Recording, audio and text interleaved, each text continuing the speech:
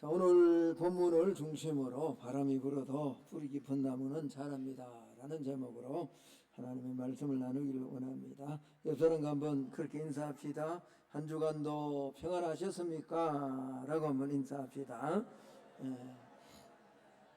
날씨가 무척 덥지만 힘들지만 평안한 삶, 또 세상이 줄 수 없는 평강을 누리며 살아가는 우리 오늘 예배로 올라온 성도님들 다 되시기를 먼저 예수님 이름으로 축복합니다. 요즘 우리가 살아가는 이 세상을 보면 참으로 숨이 턱턱 막히는 일들의 연속입니다. 창밖을 나가면 기록적인 폭염이 온 땅을 뜨겁게 달구고 있습니다. 몸도 지치고 마음도 지치기 쉬운 계절입니다. 그러나 진짜 힘든 것은 이 날씨뿐만이 아닙니다. 지구 저편에 여전히 전쟁의 참상이 계속되고 온갖 자연재해로 세상이 고통 속에 살아가는 이런 소리를 끊임없이 우리는 듣습니다. 우리와 아무 상관없이 일어난 전쟁이 우리의 경제를 더 힘들게 만들잖아요. 더 어렵게 만들잖아요. 여러분 어디 그것뿐입니까? 눈만 뜨면 우리를 유혹하고 미혹하는 세상의 소리들이 범람을 합니다.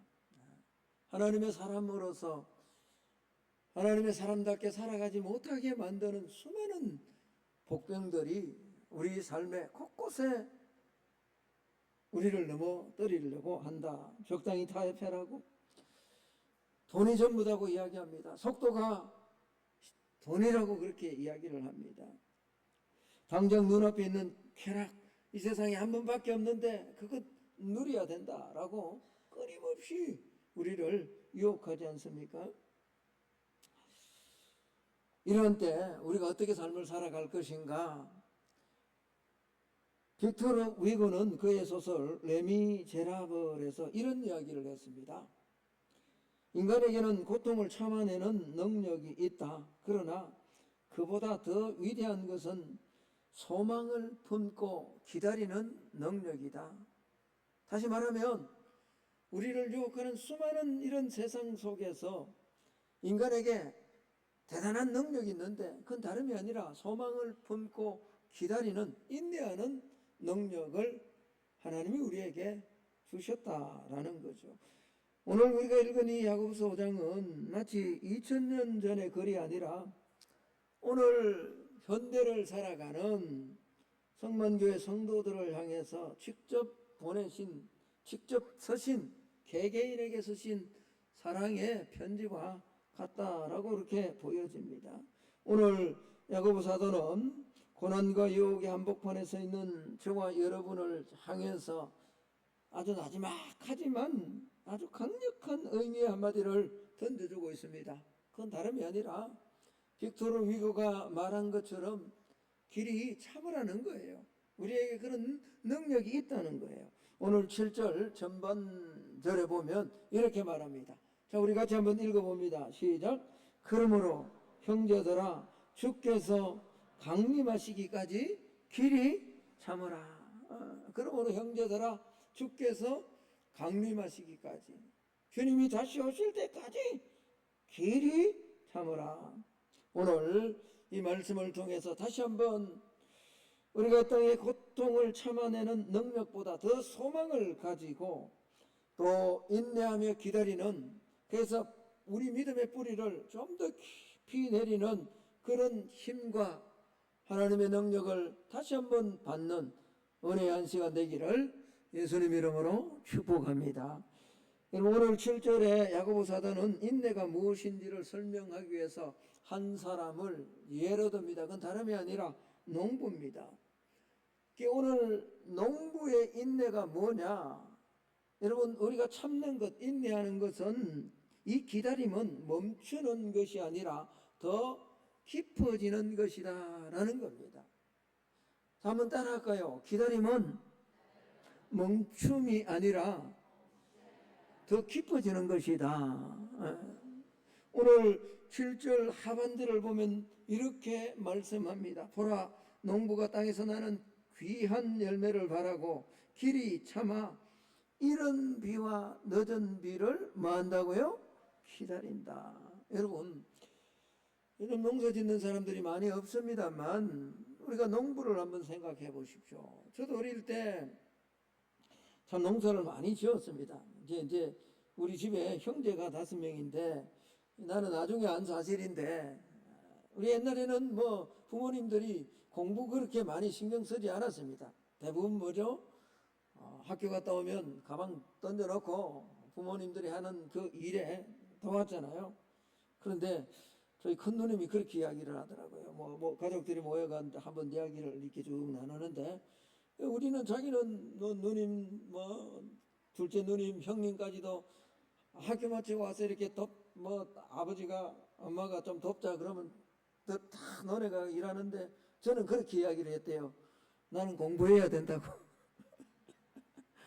학생 시절에 공부가 뭐 그렇게, 그런 학생이 별로 없습니다. 그죠? 근데 일을 하기 싫었는지 나는 공부해야 된다 그러고 일 안 하고 그냥 들어가서 공부했다고 이야기를 하더라고요. 예, 그렇지만 저도 농사를 지은 경험이 많습니다. 따라 나가서 뭐 풀을 뽑기도 하고, 비가 오면 물을 또 물꼬를 튼다고 논에 그 윗부분을 이렇게 삽으로 이렇게 뚫는 그런 경험들이, 생각들이 제 안에 있습니다. 여러분, 농부가 어떻게 농사를 짓는지 한번 생각해 보십시오. 씨를 뿌린 다음에 아무것도 하지 않은 채 그냥 누워있지 않습니다. 그걸 인내라고 말하지 않습니다. 농부는 씨를 뿌린 다음에 태양 아래서 땀을 흘리고 가뭄이 들면, 지금 같은 이런 가뭄이면 온갖 방법을 다 동원해서 물을 태잖아요. 그리고 잡초를 뽑아내고, 그럼에도 불구하고 농부는 불평하지 않고 원망하지 않고 기다립니다. 이건 왜 그럴까요? 농부에게는 하나의 소망이 있습니다. 무슨 소망? 믿음이 있죠. 소망과 믿음이 있는데, 자기가 심은 그 씨앗이 땅을 뚫고 뿌리를 내리면서, 지금도 보이지 않지만 깊이 지금 뿌리를 내리며 언젠가 땅을 뚫고 열매를 맺을 거라는 믿음과 소망이 있기 때문에 그런 거죠. 여러분, 그렇습니다. 우리가 오늘날 이 세상을 살아가며 겪는 수많은 이런 폭염과 같은 고난들, 아마 물어보면, 한번 각자에게 물어보면 나름대로 건강의 문제, 여전히 우리가 이렇게 잘 산다고 하지만 이런 재정의 문제, 경제의 문제, 또 자녀들의 어떤 문제, 수많은 문제들로 우리는 고민하며 오늘도 삶을 살아갈 겁니다. 여러분들, 그런데 이 폭염과 같은 이런 우리 삶의 고난이나 어려움이나 또 우리 삶에 넘어서야 될 그런 파도들, 그건 하나님께서 우리를 망하게 하기 위한 것이 아니라 믿음의 사람으로서 믿음의 뿌리를 좀 더 깊이 내리라고. 그래서 기다림은 우리를 멈추게 하는 것이 아니라 더 깊어지게 하기 위해서 하나님이 허락해 주셨다라는 겁니다. 그래서 시인 마리아 릴케는 이런 이야기를 했습니다. 가을날 나무가 열매를 맺기 위해서는 여름의 강력한 햇볕과 폭풍을 견뎌내야 된다. 초등학교 1학년이면 다 아는 그런 말인 것 같잖아요. 그러나 여러분, 저 마리아 릴케가 말한 저 말 안에는 인생의 깊은 진리가 담겨 있어요. 우리가 열매를 구하기 위해서는 반드시 여름이라는 이 긴 기간 지나가야 됩니다. 피하고 싶지만, 끌어내고 싶지만, 이걸 지나갈 때 비로소 가을에 농부가 원하는 열매를 맺을 수 있다라는 겁니다. 그렇습니다. 성도의 기다림은 아무것도 하지 않는 체념이 아닙니다.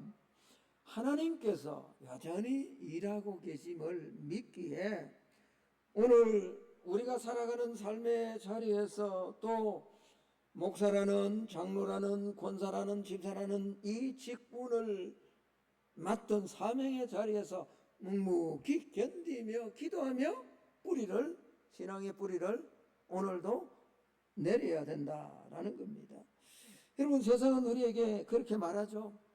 빠른 결과를 내어야 된다라고 조급함을 부추깁니다. 그러나 제가 얼마나 자주 말합니까?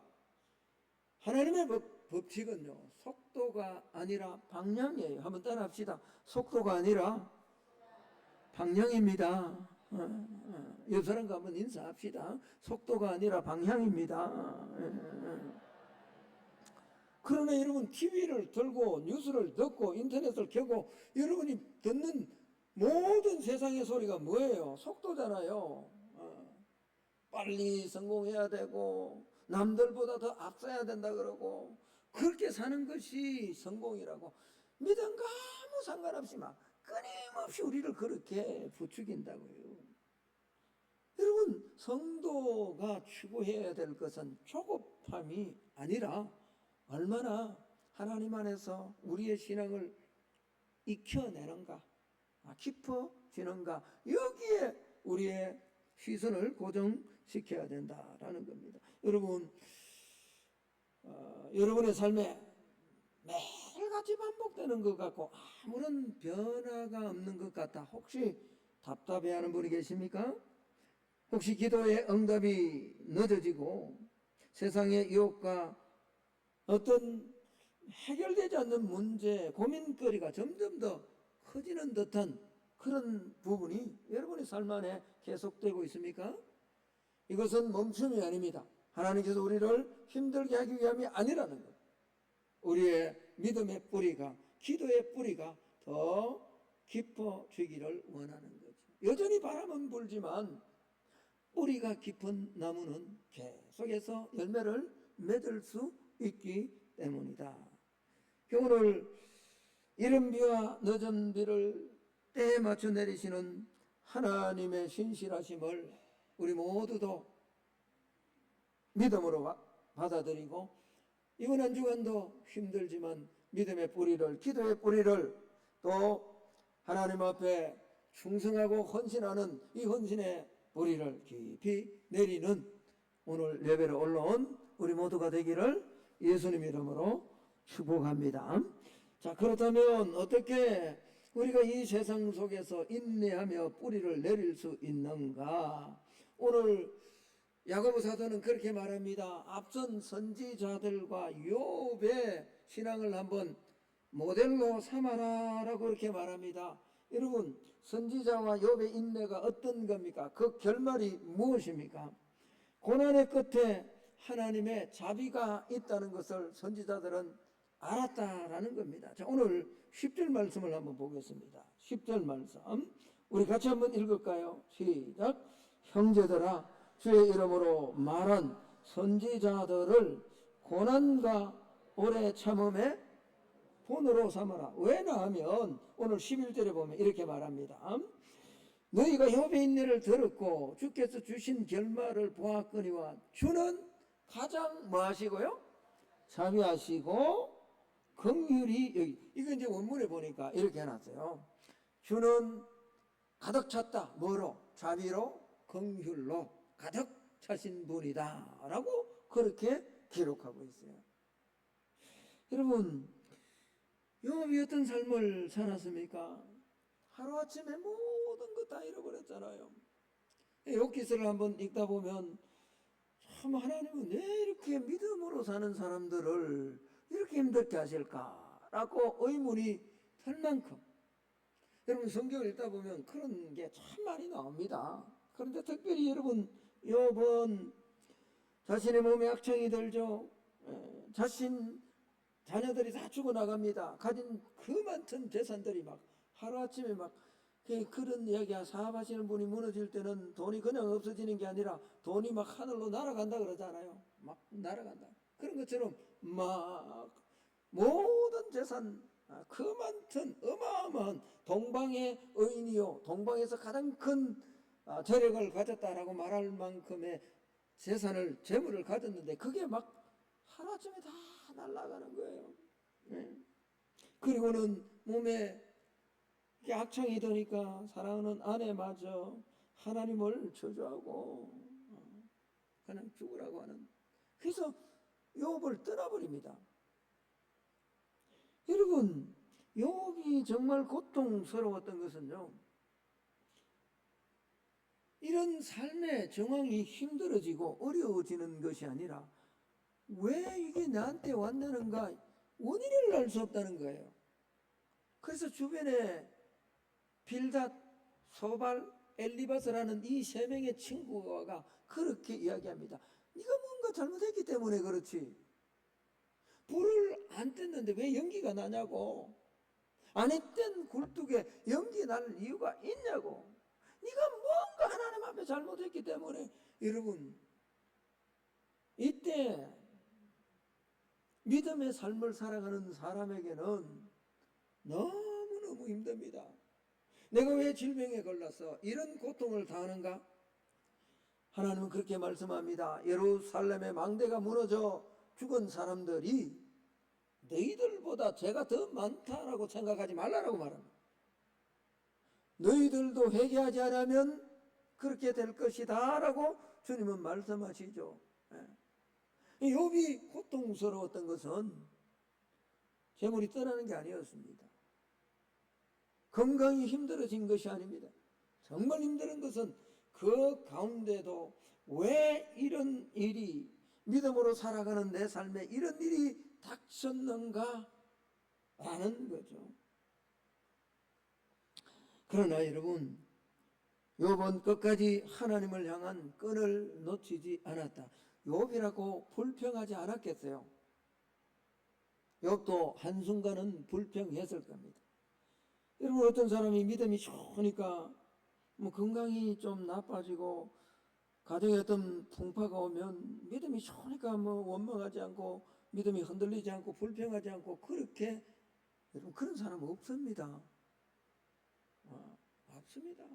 그러나 욥에게 중요한 것 한 가지는 잠시 흔들렸지만 하나님을 향해 잠시 불평을 했지만 하나님을 떠나지 않았다는 거예요. 지난주에 우리가 살폈던 말씀의 첫 부분도 그 부분이었잖아요.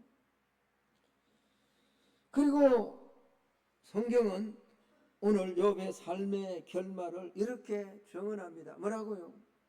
주께서 주신 결말을 보았거니와 주는 가장 자비하시고 긍휼히 여기시는 이시다. 여러분, 우리 하나님은 자비가 풍성하시고 긍휼이 가득하신 분인 줄로 믿습니다.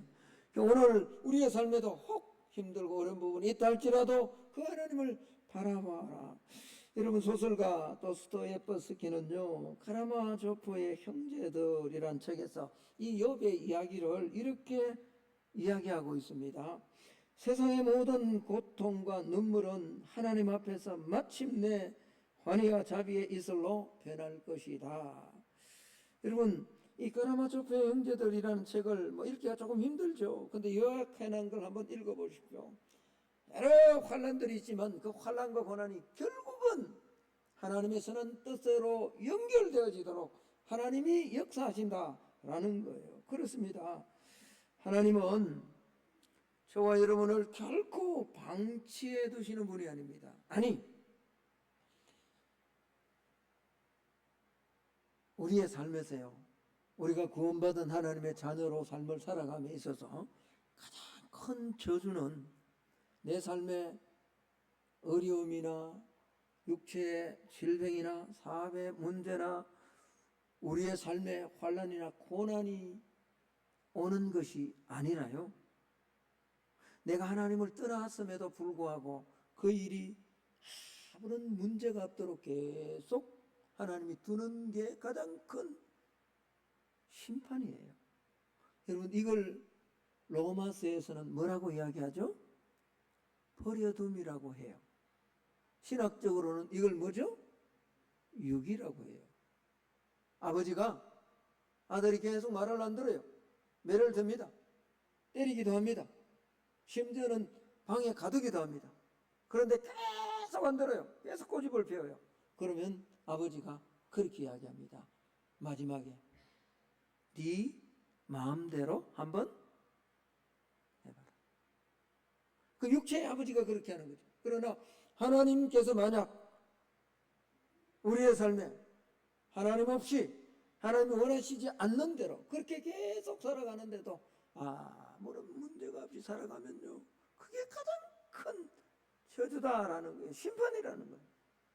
하나님은 절대로 우리를 그렇게 두지 않습니다. 여러분, 이번 한 주간도 혹시 하나님 안에서 내가 기도했는데 또 어려움이 있고 힘든 일이 있어서 그것 때문에 성경 한 구절을 오늘 살폈다, 그것 때문에 잠시 내가 하는 일을 멈추고 하나님 앞에 기도하는 삶을 살았다면 여전히 하나님 나를 사랑하고 계시는 증거인 줄로 믿습니다. 그래서 선지자들과 욥이 받은 인내, 그리고 그 결말을 한번 보아라라고 이렇게 말씀을 합니다. 그러므로 여러분, 오늘 결론적으로 성경은 이렇게 말씀합니다. 원망을 거치고 마음을 가다듬어라 라고 그렇게 말씀을 합니다. 여러분, 그렇죠. 우리가 인내의 길을 걸어갈 때 가장 경계해야 될 적이 하나 있습니다. 그건 불평과 원망이에요. 자, 오늘 9절 말씀을 한번 보겠습니다. 9절 말씀 우리 같이 크게 한번 읽읍시다. 시작. 형제들아, 서로 원망하지 말라. 그리하여야 심판을 면하리라. 보라, 심판주가 문 밖에서 계시니라. 사람이요, 사업을 하든 직장을 다니든 또 어떤 일을 하든 삶이 힘들고 어려워지면, 시련이 길어지면 마음속에 가장 먼저 삭트는 독초가 하나 있습니다. 그게 뭐냐 그러니까 원망입니다. 환경을 원망하고 이웃을 원망하고 심지어 나와 가장 가까이 있는 사람을 원망하잖아요. 그 우리나라 속담에 참 안 좋은 속담이 있습니다. 잘 되면 내 탓이고 못 되면 누구 탓이라고요? 속담을 모르시는가 보네. 잘 되면 누구 탓요? 안 되면 왜 돌아가신 조상 탓입니까? 그럼 그렇지 않잖아요. 이게 삶의 시련이 길어지면요, 인간은 근본적으로 누구에겐가로 돌리려고 하는 거예요. 저도 목회를 해보니까 그렇더라고요. 막 힘들어지면 괜히 열심히 사고 열심히 기도하고 나 목회 잘하라고 도와주는 우리 아내를 막, 그럼 그래요.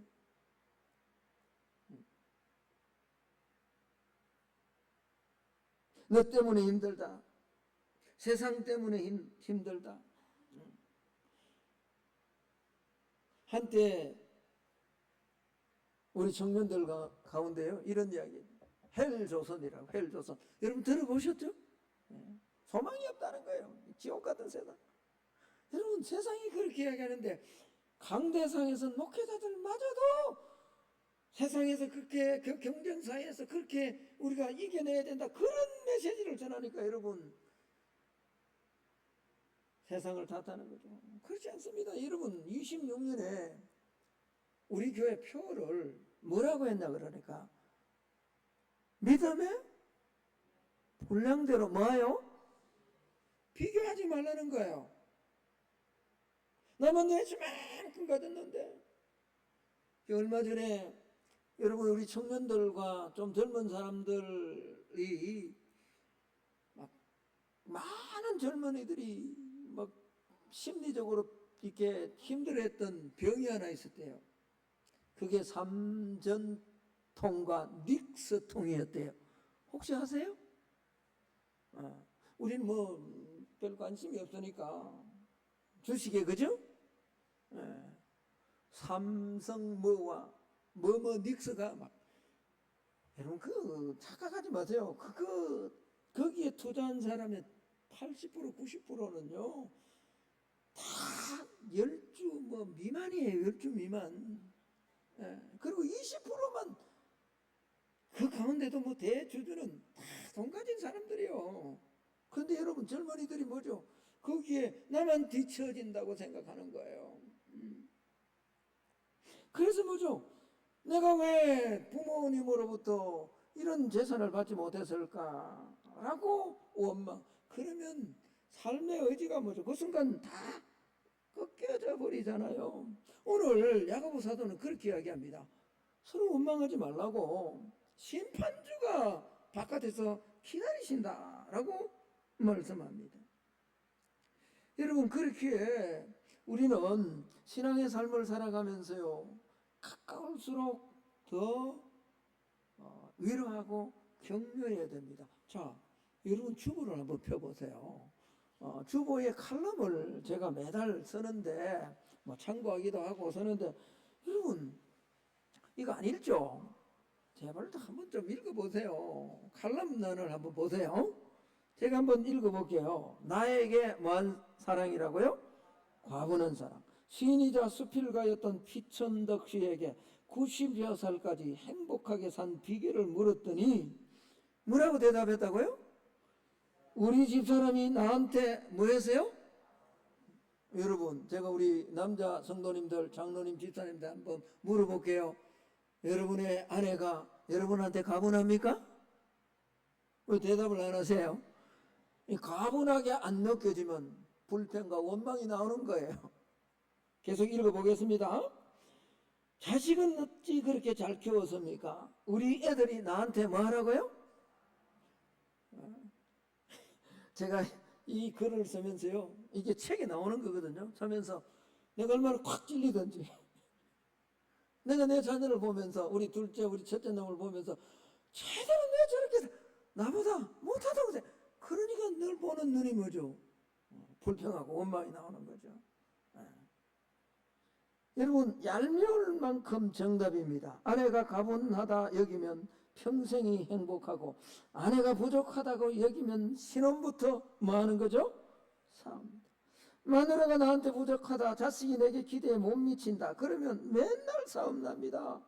가분하다는 말은 계산기를 내려놓았다는 뜻입니다. 부족하다 여기면 따지게 되고, 가분하다 여기면 고마워집니다. 따지는 집은 뭐가 된다고요? 법정이 되고, 고마운 집은 뭐가 된다고요? 여러분, 오래 살다 보면 신앙의 삶에요, 힘들어지고 어려운 일이 오면 서로가 서로에게, 특별히 가까운 사람에게 불평과 원망을 하게 된다는 겁니다. 그렇게 하지 말라는 거예요. 그래서 오늘 말씀하는 거예요. 오늘 8절 말씀을 한번 보겠습니다. 8절 말씀입니다. 같이 한번 읽습니다. 8절 시작. 너희도 길이 참고 마음을 굳건하게 하라. 주의 강림이, 우리의 마음을 뭐죠? 꽉 붙들어라. 뭘로 붙들어야 될까요? 말씀으로 붙들어야죠. 기도하며 붙들어야죠. 성령의 도우심을 구해야죠. 말씀의 결론을 맺을까 합니다. 뿌리 깊은 나무는 바람에 흔들리지 않습니다. 조선시대 이중환이 쓴 택리지를 보면 깊은 산속에 이 단단한 나무들이 궁궐의 제목으로 서임받았다라는 겁니다. 왜? 여러분, 열대 지방에 있는 나무들이요, 하루가 다르게 막 자라납니다. 그러나 우리는 사계들이 있어서요, 겨울을 견뎌야 되는데, 이 겨울을 견뎌야 되는 나무는 나이테가 막 넓어지지 않습니다. 반드시 좁아지는 그런 나이테 부분이 있습니다. 그런데 팍팍 자란 나무는요, 바람이 불면 그게 막 여지없이 넘어집니다. 그리고 단단하게 쓰임받지를 못한다는 거죠. 겨울을 지나고 비바람을 맞고 고난을 견뎌내었던 제목이 궁궐의 아름다운 제목으로 쓰임받을 수 있다는 거죠. 지금 우리가 겪는 이 폭염, 또 온 세계를 덮친 재난과 전쟁의 소문, 그리고 날마다 우리를 찾아오는 이 세상에 오늘 서론에 말씀드렸던 거친 유혹들, 믿음의 사람들에게 매일같이 유혹하는 이 유혹들, 이것은 우리로 하여금 하나님 나라의 거룩한 제목으로, 다시 말하면 저와 여러분의 믿음의 뿌리를 더 깊이 내리라고 하나님이 주신 가장된, 변장된 축복임을 우리가 영의 문이 열려 보아야 됩니다. 그럴 때 우리가 흔들리지 않고 더 많이 기도하고 더 많이 믿음의 뿌리를 견고하게 함으로 뿌리 깊은 나무가 되어 하나님 앞에서 원하시는 열매를 맺어 나갈 수 있다라는 겁니다. 이제 저와 여러분이 세상으로 또 한 주간 나갑니다. 여전히 날씨는 뜨겁고 삶의 문제는 만만치 않을 겁니다. 그러나 조급해하지 않기를 예수님 이름으로 축복합니다. 타협하지 않기를 축복합니다. 특별히 원망하지 않기를 축복합니다. 그리고 오늘 우리가 말씀을 들었던 것처럼 선지자들과 욥의 삶을 기억하고 그 결말을 기대하며 이번 한 주간도 믿음의 뿌리를 좀 더 깊이 내림으로 흔들리는 것이 아니라 바람이 불어도 여전히 고난이 와도 이번 한 주간 또 하나님이 원하시는 성령의 열매들을 우리의 삶에서 맺어내는 그런 복된 한 주간의 삶이 되기를 예수님 이름으로 축복합니다.